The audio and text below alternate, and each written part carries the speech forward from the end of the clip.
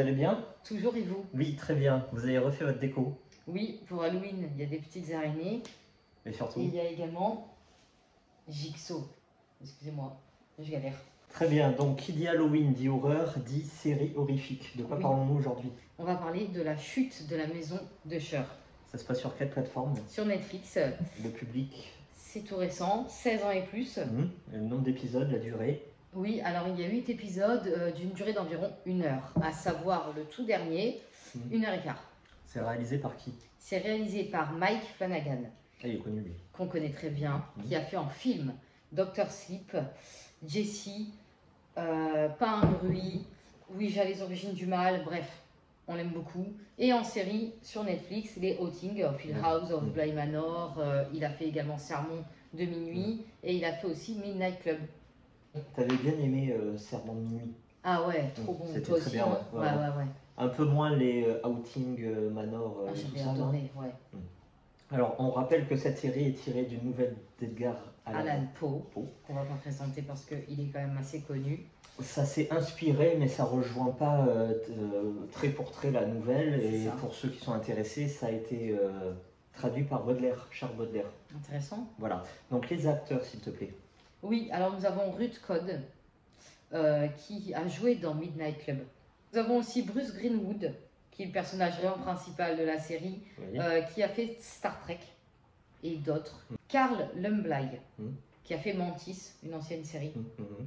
Et Samantha Sloyan, alors elle on adore, elle a fait les Grey's Anatomy, elle a fait Scandale, elle en a fait pas mal. Et... Les acteurs, tout le monde les connaît, tout le monde a déjà vu leur visage, surtout s'ils ont vu les deux séries dont tu cites. Oui, ils sont directement pris de ces séries-là. Voilà. Le pitch, alors c'est simple. Le Usher, c'est quoi? C'est une famille. Oui. La chute de la maison, bah, c'est une maison qui va partir en ruine. Pourquoi? Bah, la série. C'est à la tête de cette famille, nous avons un frère et une sœur. Voilà. Et plein d'enfants du frère. Voilà, la famille est grande et vaste. Par contre, Roderick Usher, le frère, a pas mal de procès. Pourquoi? Parce qu'ils tiennent une entreprise pharmaceutique. Oui, c'est carrément un empire pharmaceutique, voilà. Ils sont milliardaires. C'est ça, exactement. Mais... Et comment ils en sont venus là déjà? On ne sait pas. Et pourquoi il y a autant de procès? Parce qu'en en fait, ils ont réussi à inventer un médicament qui soigne autant les problèmes de toux que le cancer. Sauf que bon... Bon, dit comme ça, ça paraît un peu trop miraculeux. Ça donne pas vraiment envie de le prendre, le cacher voilà, déjà. Il y a quelque chose derrière. Oui. Et donc, beaucoup de morts. Le premier épisode va commencer très vite, à savoir qu'on va remonter dans le passé parce que Roderick Usher, le frère, va raconter son histoire à l'assistant du procureur de la partie adverse. Donc il est contre lui, hein. Vous avez tous bien compris. Si on peut dire un truc, c'est que le karma est de retour. Va jouer. Voilà.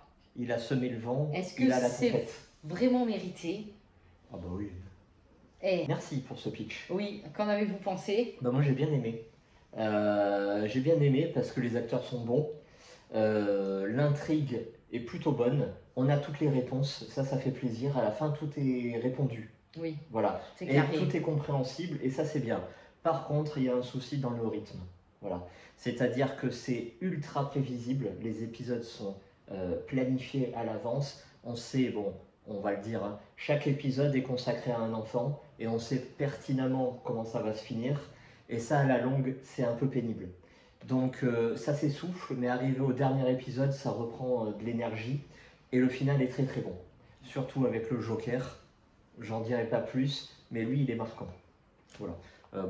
Est-ce que ça fait peur? Pas forcément. Est-ce qu'il y a des screamers? Oui, notamment avec ce fameux Joker. Est-ce que ça fait peur? Non, mais est-ce que ça reste dans le thème de l'horreur? Oui, c'est super sombre, c'est super ténébreux, c'est noir. La première demi-heure est vraiment très bonne, tu te souviens? Oui. Avec la mère des deux enfants, bon, bref. Oui. Moi je le conseille, c'était très bien. Et vous? Je conseille également, je rejoins totalement ton avis, à savoir qu'on est quand même assez surpris par les réponses, on peut imaginer tout et n'importe quoi, et on est quand même surpris. Comme tu dis, un épisode à un enfant, c'est clair, c'est précis. Est-ce qu'on peut c'est trop précis, c'est trop clair. Spoil? Oui, je t'en prie. De toute façon, dès le début, vous allez comprendre, on est à un enterrement. Enterrement des enfants. Et c'est pour ça qu'on va revenir dans leur vie. Et là, tout part. Tout part. Voilà. J'ai adoré autant le rôle de Roderick du frère que de la sœur, que de la fille, que du procureur adjoint. Tout, en fait. Tout le monde a sa place, tout le monde trouve son compte. Et les acteurs sont très bons.